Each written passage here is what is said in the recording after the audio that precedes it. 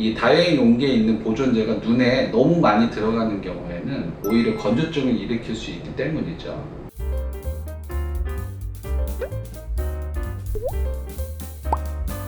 네, 안녕하세요. 강남 에이스안과 대표원장 신경훈입니다. 항상 진료를 보다 보면 짧은 시간 동안에 환자분들에게 많은 정보를 전달하기가 쉽지가 않습니다. 그래서 제가 앞으로 유튜브를 통해서 여러분께 설명해 드리도록 하겠습니다. 오늘은 첫 시간으로 인공 눈물에 대해서 말씀드리겠습니다. 우리가 안과에서 가장 많이 처방이 나가는 약이 이런 인공 눈물입니다. 먼저 눈물에 대해서 간단히 설명을 해드리면, 눈물은 3개의 구성 성분으로 이루어져 있습니다. 가장 많은 게 당연히 물 성분이고요. 물 위쪽에는 지방층이 있고, 물의 아래쪽에는 점액층이 있습니다.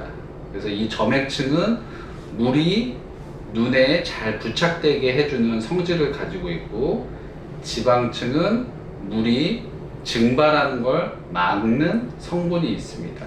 당연히 성분 중에 하나의 성분만 부족하더라도 건조증 증상이 일어날 수 있겠죠. 눈물의 3가지 성분 중에서 가장 문제가 많이 생기는 부분이 이 물 성분으로 이루어진 수성층입니다. 이러한 수성층을 보충하는 눈물에는 히알산 제제, 카르복시 제제, 포비돈 제제 등등 여러 가지가 있습니다. 그 중에서도 이 히알산 제제가 가장 많이 사용되고 있고요. 히알산 제제란 히알산 성분이 물을 스펀지같이 잘 머금고 있기 때문에 눈에 히알산 제제를 점안했을 때 눈이 촉촉한 증상을 오랫동안 유지할 수 있는 것입니다. 그래서 히알산 제제가 가장 많이 사용되고요. 두 번째로 카르복시 제제가 있습니다. 카르복시 제제도 히알산과 마찬가지로 원리는 똑같은 원리로 눈에서 물을 오랫동안 머금고 있는 것이죠. 히알산 제제는 안과 의사들의 처방이 꼭 필요한 인공 눈물이고요. 카르복시 제제는 일반 약국에서도 쉽게 구입할 수 있습니다. 대신 처방전이 없기 때문에 이 카르복시 제제는 비용이 처방전을 받는 경우보다 꽤 높게 비용 지불을 하셔야 됩니다. 그리고 포비돈 제제는 요즘에는 그렇게 많이 사용되지는 않고요. 자, 지금까지 수성층에 대해서 말씀을 드렸는데, 또 다른 층인 점액층이 있죠. 이 점액층을 보충해주는 인공 눈물이 디쿠 땡땡이라는 제품입니다. 이 디쿠 땡땡이라는 제품이 한 4-5년 전에 개발이 돼서 요즘 많이 사용되고 있고요. 그리고 지방층을 보충해주는 인공 눈물이 젤리 타입, 겔 타입의 리포 땡땡, 이런 인공 눈물이 있습니다. 병원에서 내원하셨을 때 내가 눈물에 어떤 성분이 부족한지를 먼저 진단을 받으셔야 됩니다. 안구 건조증이 있을 때 무턱대고 히알산 제제만 무조건 사용하지 마시고, 안과 진료를 보시고 내가 건조증 중에서 지방층이 부족한지, 수성층이 부족한지, 점액층이 부족한지 정확하게 진단을 받고 거기에 해당하는 성분, 또는 2개의 층이 부족하게 되면 2가지 성분을 보충할 수 있는 인공 눈물을 넣는 게 정확한 인공 눈물 사용법이라고 할 수 있습니다. 안과를 내원하셔서 인공 눈물 약을 처방 받으실 때 꼭 말씀드려야 할 게 있습니다. 인공 눈물은 이렇게 다회용 용기에 있는 인공 눈물이 있고요. 일회용 인공 튜브에 있는 인공 눈물이 있습니다. 다회용 인공 눈물의 경우에는 속에 보존제가 있기 때문에 사실 눈에 좋은 성분은 아닙니다. 과거에 일회용 인공 눈물이 없었을 때 사용하던 인공 눈물이기 때문에 가능한 한 일회용 인공 눈물을 사용하시는 게 눈 건강에는 좋습니다.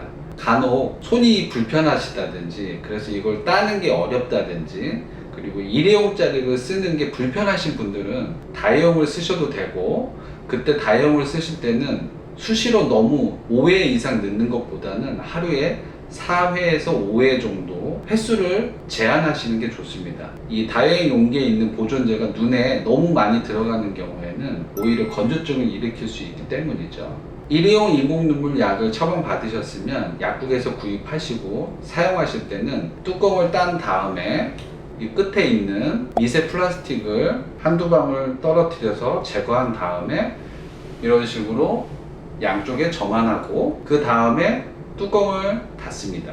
건조증이 있을 때 환자분들이 건조한 증상이 있을 때만 인공눈물약을 쓰시는 경우가 있는데, 그것보다도 일정한 시간 간격을 두고, 보통 저 같은 경우는 2시간에 한 방울씩 넣으시라고 말씀을 드리는데, 건조한 증상이 있든 없든 규칙적으로 넣으시는 게 훨씬 효과가 좋다는 연구 보고가 있습니다.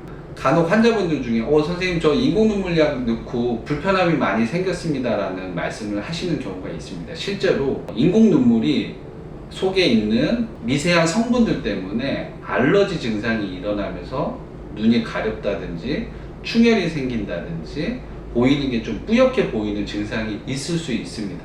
흔하지는 않지만 드물게 있는 경우가 있습니다. 그래서 그럴 경우에는 인공눈물을 다른 업체의 제재를 사용한다든지 아니면 성분을 바꿔서 사용한다든지 이렇게 하시면 충분히 잘 사용하실 수 있습니다. 시간이 지나면 그런 알러지 증상은 금세 사라지기 때문에 너무 걱정은 안 하셔도 되고, 항상 그 부작용이 있을 수 있지만 그래도 인공눈물약을 편하게 자주 사용하시길 권해드리고 있습니다. 자, 환자분들한테 인공눈물을 사용하고 있다고 하셔서 보여주시라고 말씀을 드리면, 약국에서 구입한 삼각형이나 육각형의 노란색, 파란색 성분이 들어있는 눈물약을 넣으신다고 말씀하시는 경우가 있습니다.